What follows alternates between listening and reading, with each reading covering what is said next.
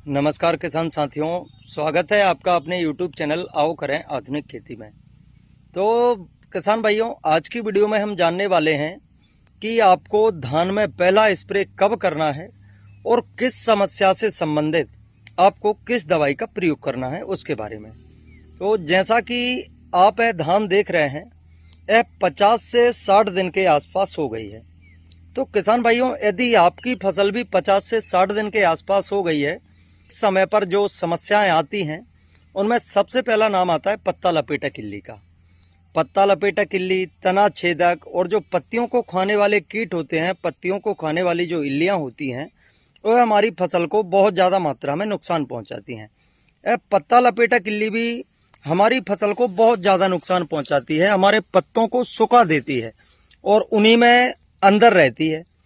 तो साथियों, आज हम जानने वाले हैं कि आपको कौन सी समस्या से संबंधित कौन सी दवाई का प्रयोग करना है और आपको स्प्रे कब करना है उसके बारे में। तो साथियों, 50 से 60 दिन की अवस्था जब आपकी फसल की हो जाए और उसमें आपको यदि इस प्रकार की समस्या दिखे, पत्ता लपेटा किल्ली का प्रकोप दिखे या बहुत ज़्यादा मात्रा में रस चूसक कीट आपको दिखें, तो आप अपनी फसल में पहला स्प्रे करवा सकते हैं। साथियों, अब हम बात करने वाले हैं कि आपको किस दवाई का प्रयोग करना है। यदि आपकी फसल में पत्ता लपेटा किल्ली का प्रकोप ज़्यादा मात्रा में दिख रहा है तो आप इसके लिए क्लोरेंट्रानिलीप्रोल 18.5% आप किसी भी कंपनी का CTPR लेकर अपने खेत में प्रयोग कर सकते हैं।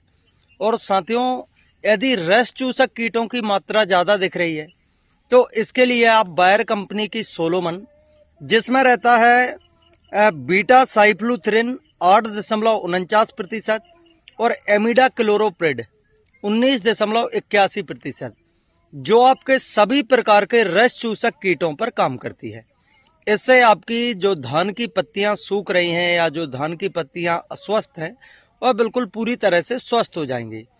तो साथियों, यह जो कीट हमारी पत्तियों पर नुकसान पहुंचाते हैं, इससे हमारी धान की फसल की ग्रोथ एवं उत्पादन पर बहुत ही ज़्यादा प्रभाव देखने को मिलता है, क्योंकि हमारी जो फसल होती है उसकी जो पत्तियां होती हैं वह क्लोरोफिल का निर्माण करती हैं और पत्तियों के माध्यम से ही हमारी फसलें भोजन बनाती हैं, जिससे हमारे जड़ों का भी विकास होता है और कल्लों का विकास होता है। तो साथियों, यदि इस प्रकार की समस्या आपकी फसल में भी दिखे तो आप CTPR के साथ में बायर की सोलोमन का प्रयोग कर सकते हैं। इससे आपकी फसल में पत्ता लपेटा किल्ली एवं जो सभी प्रकार के रस चूसक कीट होते हैं वह पूरी तरह से नष्ट हो जाएंगे।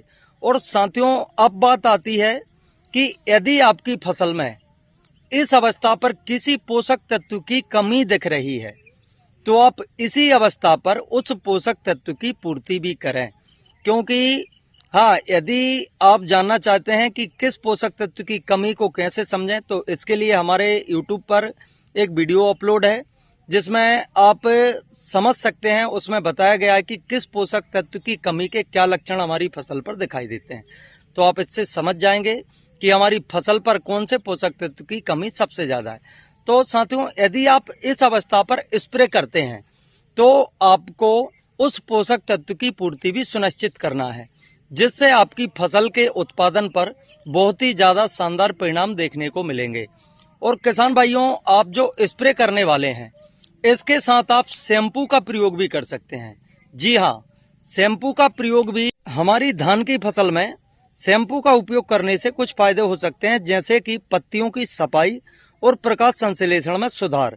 और शैम्पू का उपयोग करने से धान की पत्तियों पर जमी धूल और गंदगी साफ हो जाती है, जिससे प्रकाश संश्लेषण बेहतर तरीके से होता है और साफ पत्तियां सूर्य के प्रकाश को अधिक प्रभावी ढंग से अवशोषित कर पाती हैं, जिससे पौधे का विकास बेहतर होता है। शैम्पू को आप किसी भी कीटनाशक और फफूंदनाशक के साथ मिलाकर इस्तेमाल कर सकते हैं। इससे आप जो दवाइयाँ प्रयोग कर रहे हैं, इन दवाइयों का भी प्रभाव बढ़ जाता है। वह दवाइयाँ आपकी पत्तियों पर अच्छी तरह से चिपक जाती हैं, जो कि हमें एक अच्छा रिजल्ट प्रदान करती हैं। तो साथियों, इसका प्रयोग करते वक्त आपको एक विशेष ध्यान रखना है कि इसकी ज़्यादा मात्रा में प्रयोग नहीं करना है। तो किसान भाइयों, आज हमने जाना कि धान में पहला स्प्रे कब करना है और किस समस्या से संबंधित आपको कौन सी दवाई का प्रयोग करना है। तो आज की वीडियो में इतना ही। मिलते हैं अगले वीडियो में किसी अन्य रोग से संबंधित, अन्य फसल से संबंधित जानकारी के साथ। जानकारी अच्छी लगे तो वीडियो को लाइक और अपने अन्य किसान साथियों के साथ शेयर करें। धन्यवाद। जय श्री राम।